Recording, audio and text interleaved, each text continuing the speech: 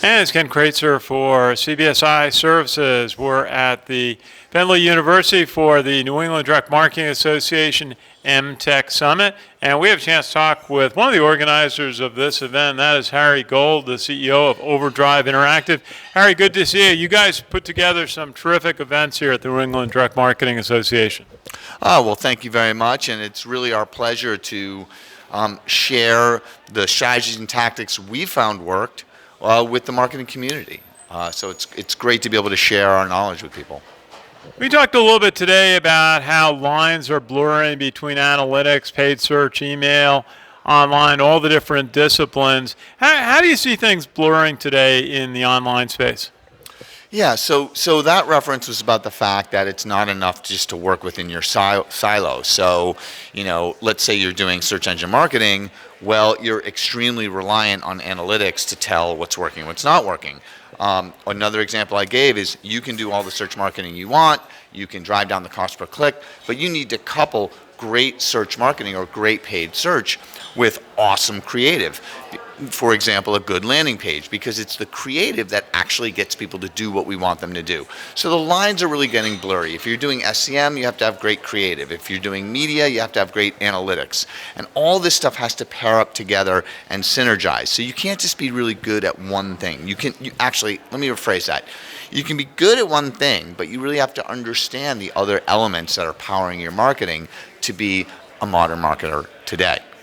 And you had a lot to suggest on lead generation. I used to actually work on lead generation for stockbrokers early in my career, and you talked a little bit about the journey on that type of a program, and what do you want them to do when you've got them to the first step? Tell us a little bit about that. So I think what you were referring to is when I sort of laid out the whole customer journey. It's very interesting that you talked about financial services. I just met with 3 financial service firms this week, very large companies, and I just want to go on a little tangent about financial marketing since you. That's great. Marketing. So one of the things that's very challenging with creating customer journeys for financial marketers is that you always have 2 different tracks. You have the track of communications that can go to consumers, and that has to be really dumbed down, and compliance is very persnickety about that stuff. Then you have another track, which is B2B marketing. So for example, you're Principal Financial, you're John Hancock, and you want to market to certified financial planners to sell your funds. That's very different communication than than consumer communication, because you're using B2B vernacular. So the level of compliance you have to apply and the level of safeguards you have to apply to keep that information out of the hands of consumers is actually very high.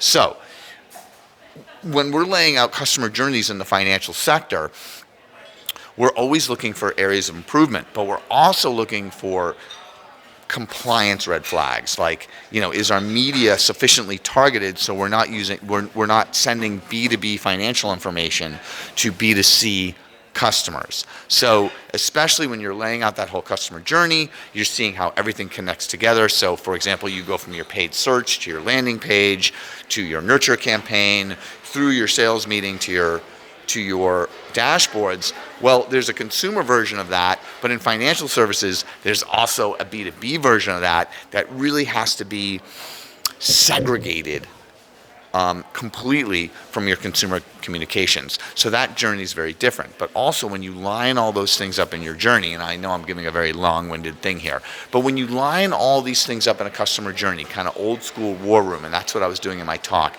I was taking all the assets and connecting them together into a customer and data journey.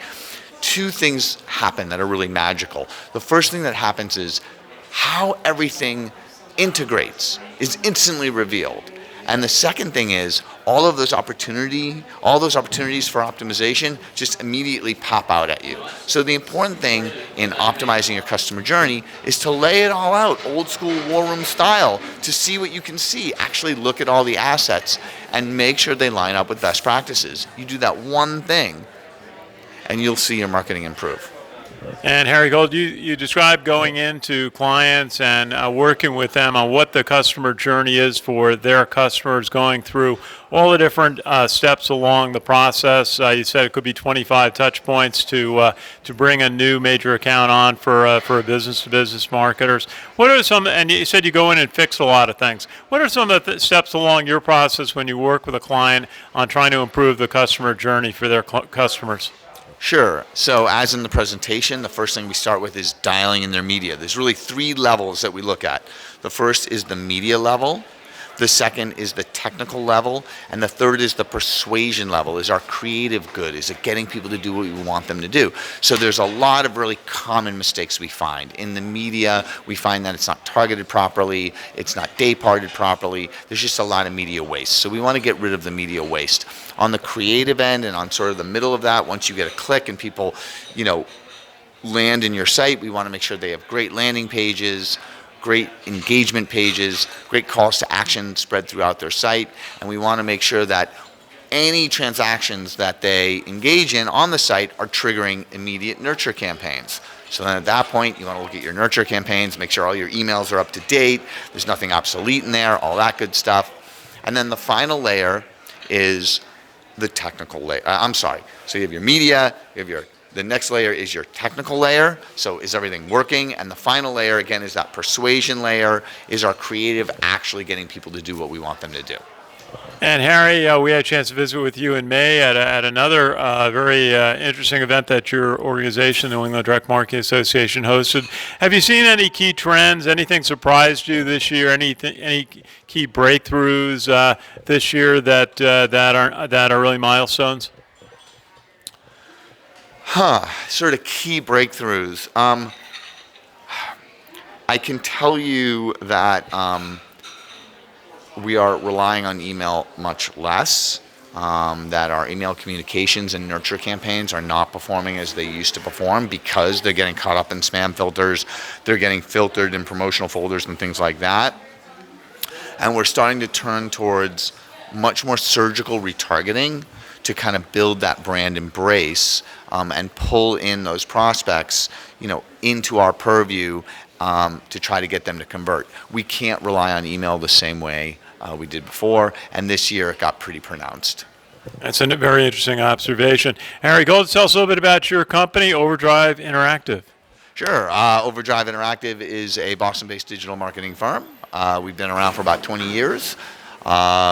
We serve large enterprises, and we primarily focus in three verticals: financial services, healthcare, and tech B2B. Harry Gold, great to chat with you here and attend these two events. I know you had a lot to do with organizing today's MarTech Summit. And best wishes for the holidays and going into 2020. Good to see you. Well, thank you very much. And again, you can go into our resource center and get all kinds of marketing materials, including this presentation, at overdriveinteractive.com. Happy marketing. Absolutely. Harry Gold, great to see you here at the New England Direct Marketing Association. For CBSI Services, Talking Business, this is Ken Kraetzer.